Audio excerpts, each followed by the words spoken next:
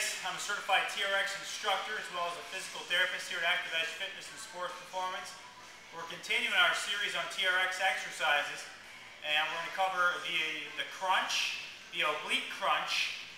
Then we're going to flip over and do a horizontal pull-up, and then we're going to flip back over and go into the plank. So it's a series of 3 exercises.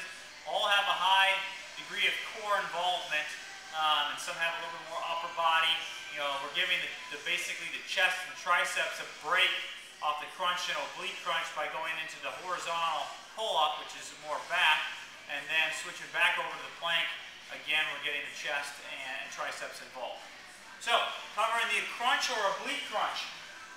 So we've got our 2 straps here, and these should be about mid-calf length and standing. Okay?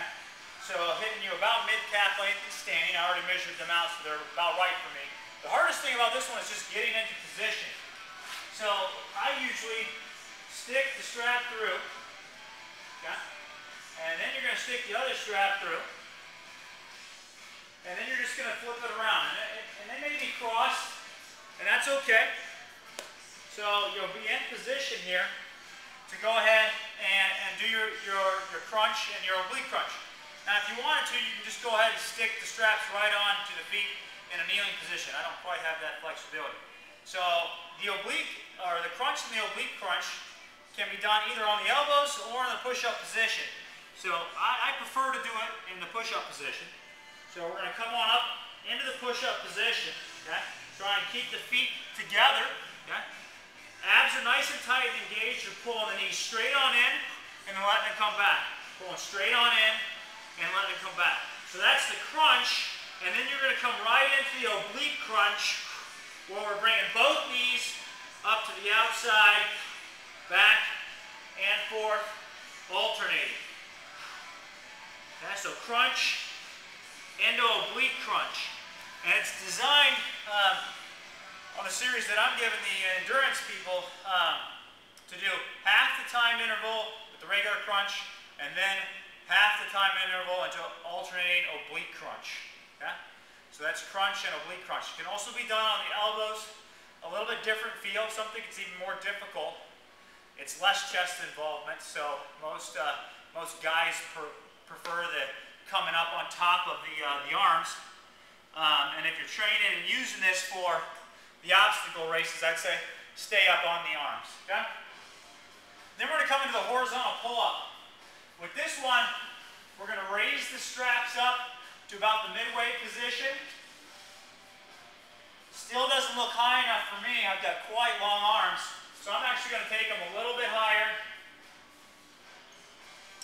Yeah, that looks about right for me. Okay? So at the horizontal pull-up, you want to be able to grab them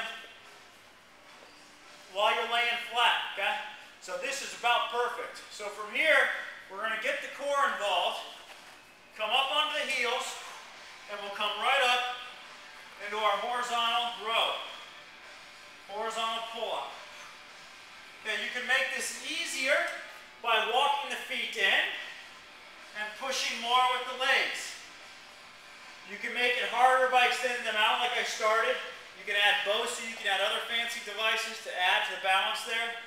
But basically, core nice and tight, trying to keep the body nice and straight as you come up into your pull-up. So that's the horizontal pull-up. Then the third exercise, so I gave kind of my chest and triceps a little rest on that one. Got much more back and bicep involvement. Core involved in both exercises. But now I'm going to elongate the straps down to that mid-calf length for me, which is fully extended. And then we're going to come into our plank. So again, trickiest part is just getting into position, sticking the feet in, rotating over to the side, get myself centered here. Plank again can be done on elbows or extended, so either one. Usually in this series, since I did the crunch and the oblique crunch with my arms extended, I'll do the plank on my elbows. But you can do the plank extended as well. I'll demonstrate both. So rolling on out here, we're going to come into the plank. And we're just going to hold position there. Don't let the body sag. But don't let it pike too far up either. Just hold it nice and tight.